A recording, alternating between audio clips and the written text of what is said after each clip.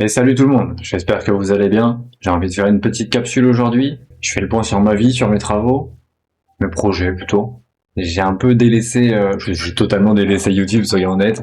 Moi je travaille sur ce qui me tient à cœur, mais j'ai pas besoin de raconter l'histoire de Bitcoin, d'Ethereum et de toutes les autres cryptos, on s'en fout. Ceux qui la connaissent, ceux qui connaissent pas vont découvrir parce que je vais en parler par petites touches. Mais je vais surtout aborder Contrast, qui est mon projet, ma blockchain. Autour de ça, je travaille sur d'autres projets. Là, j'ai pris les 2-3 derniers mois, c'était pour bricoler ma bibliothèque de peer-to-peer, parce que la bibliothèque que j'utilisais est nulle. En tout cas, je l'aime pas, je trouve que c'est complètement inadapté aux blockchains et c'est pourtant beaucoup utilisé. Je m'excuserai cette fois, je garde les lunettes parce que j'ai envie d'être moi et j'arrête de me faire chier. La librairie de peer-to-peer que j'utilisais pour Contrast et qui m'a flingué le moral, qui a flingué le dev qui bossait avec moi, c'est libp2p. Un bon outil quand même, quelque part. Mais c'est obscur, c'est bourrin, il y a trop de trucs, il y a des pièces partout, c'est trop modulaire, ça veut tout faire, mais ça fait rien, ça va par chier, ça fait chier. Le truc fait 100 000 lignes de code. Alors c'est vrai que c'est pas très compliqué quand on veut démarrer, connecter deux nœuds, mais dès qu'on a un vrai projet, il y a une friction énorme et il faut appeler les devs, appeler les gens qui connaissent, passer des plombes à découvrir comment ça marche. Alors je propose la mienne, avec une nouvelle approche. Maintenant que j'ai compris comment marche un peer-to-peer, bon, je suis pas expert, hein, mais je fais avec ce que je connais, avec ma compréhension qui est assez fondamentaliste, essentialiste plutôt. Beaucoup plus léger, on est sur 4000 lignes de code. En fait, le core, c'est seulement 2000 lignes. À côté, c'est parce qu'il y a un visualiseur. On a tout qui se fait automatiquement, un réseau qui fait une topologie optimisée. Pour ceux à qui ça parle, si vous savez pas, c'est pas grave. Ça s'appelle Hive P2P, qui veut dire ruche. Chaque petite abeille participe à ce que tout se passe bien. On a un système de consensus qui est facilité, on a un système de ban qui est déjà implémenté et qui est efficace, basé sur un proof of work Argon 2. On a de la connectivité qui va vite, qui est efficace, on a un gossipage qui est efficace, une discovery beaucoup plus efficace que l'IP2P, on a une vue quasi complète du réseau en quelques minutes. On a un simulateur intégré avec un visualiseur en 3D ou en 2D, on s'en fout. Donc on peut tester et voir en plus en temps réel ce qui se passe du point de vue de chaque nœud. Comme ça on peut travailler sur le réseau, c'est beaucoup plus confortable. Moi il me faut ça, un environnement de dev confortable, c'est essentiel. C'est de l'open source en GPL3, ça veut dire que vous pouvez faire du commerce avec, vous pouvez le mettre dans vos projets, vous pouvez le forker. Par contre, si vous l'intégrez dans votre projet, vous devez mettre la licence GPL3 à votre projet. Ça vous oblige à passer vous-même en open source. Si vous voulez contourner ça, vous me contactez, on voit ce qui peut se faire.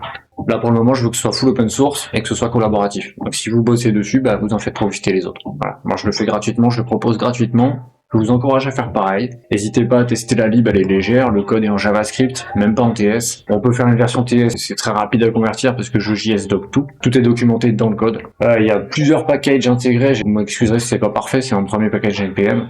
J'ai fait une version full, une version serveur qui est un peu plus light, une version browser qui est complètement allégée, minifiée, pardon. Et tout ça se télécharge via NPM hyper facilement. Il y a le package, je mettrai le lien en dessous de la vidéo en description. Testez si vous êtes développeur, si vous voulez faire des projets avec un nouvel angle d'approche pour déjà avoir des coûts serveurs réduits à zéro. On peut faire des mondes persistants. Je vais aborder mon projet de jeu vidéo à côté qui me servira à tester la lib.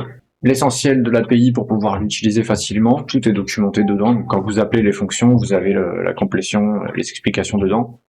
Vous pouvez gérer votre config, changer tous les paramètres que vous voulez. S'il manque des choses, vous pouvez en parler ou faire un pull request. Ici, je vous montre Hive P2P Demos, des mini-projets qui servent à rien, hein, qui sont là pour la démonstration de comment on s'en sert dans le code concrètement. Il y a test serveur, full, browser, un petit peu tous les usages basiques, comment on fait un bootstrap, toutes ces choses-là. Ok, ici pour le tour de propriétaire de Hive P2P, vous faites des simulations en local. Alors j'ai fait une sandbox en fait avec, on virtualise le WebSocket, on virtualise WebRTC, les protocoles sur lesquels sont basés Hive P2P, et je vous affiche l'écran de droite qui est le simulator intégré. Donc ça marche autant en version simulator où là j'ai 2000 nœuds qui sont simulés, donc on voit le point de vue d'un nœud. En réel, on va voir le point de vue que de notre nœud. Là on a accès à tous les nœuds, donc si je veux changer, hop, je passe sur un autre nœud, voilà son point de vue. On appelle ça la discovery, c'est les nœuds qu'il a découverts. Ça nous permet d'avoir tous une carte dynamique et quelque chose de beaucoup plus cohérent pour faire du gossip à fond. Voilà, les termes techniques, hein, je suis désolé, mais c'est-à-dire que là on envoie des messages publics. On peut faire bien sûr de l'encryption si on a besoin que ce soit privé. On veut une diffusion de 100%. Donc là le petit simulateur il nous permet de voir en bleu les nœuds auxquels on essaie de se connecter, en gris les nœuds qu'on connaît, et on connaît aussi leur connexion. Quand je passe la souris dessus, là on n'affiche pas tout d'un coup. Mais dès que je survole, on voit les connexions de chaque nœud. En tout cas, ce qu'on connaît, hein, parce qu'on a une connaissance du réseau imparfaite. Le but est d'aller chercher à avoir les connexions les plus organiques possibles pour s'approcher d'un réseau idéal. Enfin, je m'appuie sur la théorie des 6 degrés de séparation. Vous pouvez chercher sur Wikipédia, c'est très simple à piger. Le but est d'avoir une communication qui marche de façon la plus efficace possible. Mieux que ce qui se passe avec des humains, par exemple, qui ont des relations sociales où il y a des nœuds, des clusters, donc quelqu'un qui a beaucoup d'importance dans le réseau et quelqu'un qui n'en a pas, qui a du mal à communiquer avec tout le monde. On cherche l'équité entre tous les nœuds. Et c'est ça qui va offrir une diffusion extrêmement efficace. Ici, j'avais fait un petit simulateur dans un réseau idéal. Comment ça se passe? Ces chiffres-là, je les attends. Nickel, parfait. Donc, ça m'a bien servi de base et ça nous permet de faire nos réglages. Ok, moi je veux un réseau de 50 000 peers. Combien il me faut de voisins pour avoir une belle diffusion? Est-ce que j'ai besoin que ça aille vite ou pas? On va régler le nombre de voisins par peer. Plus c'est bas, moins ça consomme de networking. On en consomme déjà par défaut 5 fois moins qu'un réseau peer-to-peer classique. C'est le gros goulot d'étranglement dans les réseaux peer-to-peer. Je reviens sur mon simulateur, on voit que le nœud il a découvert déjà 300 nœuds en 2 minutes, là que je parle. Et on voit qu'il est connecté à 5 nœuds grâce aux lignes vertes. Tout ça c'est des connexions qu'il a établies. Et chacun de ces nœuds a lui aussi des connexions. Donc quand on diffuse un message, c'est là qu'on voit clignoter les petites connexions, c'est qu'on voit passer des messages en bleu, ce sont des messages directs. Mais direct, ça peut être relayé par d'autres pieds. En violet, rose, on voit les messages qui sont gossipés, c'est-à-dire que tout le monde doit recevoir le message. En gros, on se le crie, c'est du commérage. Si on laissait tourner longtemps, on peut monter très très haut en discovery. Là, c'est pas la peine. Pourquoi j'aborde ça? Parce que c'est des petits projets, là c'est un petit projet. Ça peut intéresser qui? Des développeurs de blockchain, des développeurs de projets décentralisés, peu importe le type. Ça peut être de la messagerie, ça peut être, que sais-je, il y a beaucoup du jeu vidéo. Du jeu vidéo décentralisé, il y en a très peu, mais il y en a qui aimeraient pouvoir le faire. En fait, c'est juste très compliqué à faire avec les outils actuels. Avec l'outil que je propose, on a déjà toutes les cartes en main pour le faire beaucoup plus facilement. Ça demande quand même de la réflexion, je vais pas mentir, mais c'est faisable. Preuve en est, je suis en train d'en faire un. Je vais revenir je vais changer de code. Je vais faire une micro-pause aussi. Alors vous m'excuserez, c'est très bourrin comment je vous présente ça. Je vous le fais à la bonne franquette. Je vous montre un prototype de jeu. Depuis que j'ai fini la librairie de peer-to-peer, il me fallait encore voir vraiment comment ça marche dans les faits, patcher, corriger, améliorer l'API pour que ce soit le plus clair possible. Comment je fais? Je m'en sers moi-même. Je suis en train de faire un petit jeu vidéo qui se base sur ce peer-to-peer. Je suis encore une fois obligé de tout inventer parce que ça n'existe pas. Un jeu vidéo basé sur un mesh topologique. J'essaye d'en faire un truc assez ludique et t'en as quelques nœuds qui sont tous des bots à part le mien. Je viens d'offrir une offre de connexion à un nœud qui a un bot qu'il a accepté juste après, donc on voit que je suis connecté à lui. Tout ça est géré en quelques lignes de code. À partir de la lib, là j'en suis à la 60e version sur le package. Moi j'ai été un peu vite. C'est que j'en ai besoin dans mon contraste, dans ma blockchain.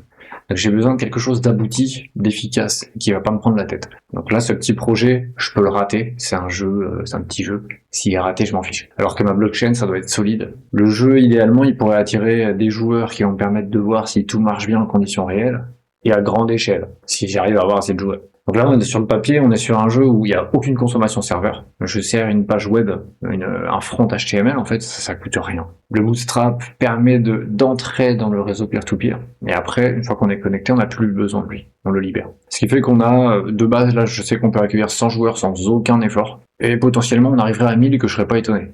Ça serait déjà dépassé un stade critique que très peu de jeux vidéo ont pu atteindre. Et puis surtout, c'est des jeux vidéo qui ont des serveurs qui coûtent des milliers d'euros par mois parce que c'est énormément de networking, il faut aller vite, il faut être efficace. Plutôt que d'avoir besoin de partager plein d'informations, on a juste exactement la même façon d'exécuter le jeu, donc on tombe d'accord. Si on n'est pas d'accord, on se resynchronise avec les autres. On a le mécanisme aussi de ban qu'on peut dériver, adapter, comme un peu tout le reste dans la librairie, c'est-à-dire que normalement j'avais un ban automatique dans la librairie, j'ai juste changé une option pour dire je ne veux pas ban automatique, je veux ban manuellement. Les peers ont tous un score que je leur attribue de mon point de vue, parce que quelqu'un me spam, parce que quelqu'un envoie des messages vérolés, parce que quelqu'un essaye de se connecter trop souvent. Et je vais pouvoir ici informer les autres nœuds que moi j'aurais envie de le ban. Parce que si je suis tout seul à le ban, mon game state, le statut de mon jeu ne sera pas le même que les autres. Donc on se désynchronise bêtement. On va d'abord se mettre d'accord avec tout le monde, et si la majorité est d'accord pour faire le ban, le pire qui ne joue pas le jeu, il se fait dégager de tout le monde. Alors on me dit, mais c'est pas embêtant, puisqu'il suffit de rafraîchir la page pour se reconnecter et refaire un avatar. Effectivement, sauf que j'ai aussi du proof of work dans l'histoire. C'est-à-dire que si j'ai envie, là j'ai mis un réglage très soft, mais si j'ai envie, je peux dire que ça demande 2 minutes de calcul à l'ordinateur avant de pouvoir créer une clé valide qui permet d'entrer dans le jeu. Ça peut être 2 secondes, ça peut être 2 semaines. C'est juste un réglage à changer. Ça, pour contraste, il y a différents types d'adresses, j'y viendrai bien plus tard. Ici, je fais simple et efficace. Tant qu'il n'y a pas de triche, je m'en fiche, je mets quelque chose de léger. Là, je vais peut-être pas trop aborder le gameplay parce que je vous ferai une démo un peu plus complète du jeu. Je vais m'arrêter là sur cette capsule, ça me fait plaisir de refaire une petite vidéo et puis j'essaierai d'en refaire plus régulièrement plutôt que de faire des longues vidéos. Je vais être concis et efficace comme ça, vous me direz si ça vous plaît. J'essaye de faire simple et de pas trop entrer dans le détail technique. Maintenant, je sais qu'il y a des éléments qui manquent, c'est quoi un peer-to-peer? Ça pourrait être pas mal d'expliquer, mais si vous êtes curieux, je vous encourage à regarder un petit peu, à demander à l'IA. Aujourd'hui, on a des bons chatbots qui permettent de découvrir ce genre de choses. Comme Bitcoin, hein, par ailleurs. Non, l'idée, c'est très simple. Et après, oui, il y a une complexité technique, mais c'est pas ça qui vous intéresse, pour la plupart. Et là, j'espère rendre ça un petit peu plus abordable parce que on a du visuel. Et le visuel, ça aide toujours beaucoup. Alors que, bon, bah, sur les autres librairies de peer-to-peer, il n'y a pas ça, hein, ça n'existe pas. On peut faire une simulation, un screenshot, un instantané de comment ça se passe à tel moment, mais c'est pas très très parlant. Là, on voit tout en direct. Donc c'est vraiment plus abordable, je trouve plus instinctif. Après, j'ai un gros biais, c'est que je bosse dedans. Peut-être que c'est pas du tout intuitif. Le but est d'avoir un jeu coopératif. On n'est pas en train de se charcuter, hein. Le but c'est de tous aller de l'avant. On est producteur d'une petite ressource, mais on va avoir besoin des autres pour fabriquer des choses vraiment concrètes, comme dans le vrai monde. On ne peut rien faire tout seul, on a besoin des autres. Et c'est ce que peut apporter un réseau peer-to-peer, c'est de la connexion entre tout le monde. C'est ce qu'encourage la blockchain, enfin, à l'époque où on était tous fidèles à Bitcoin, maintenant ça a beaucoup changé. Mais on reparlera de ça plus tard. Je vous souhaite une bonne journée, et puis à la prochaine.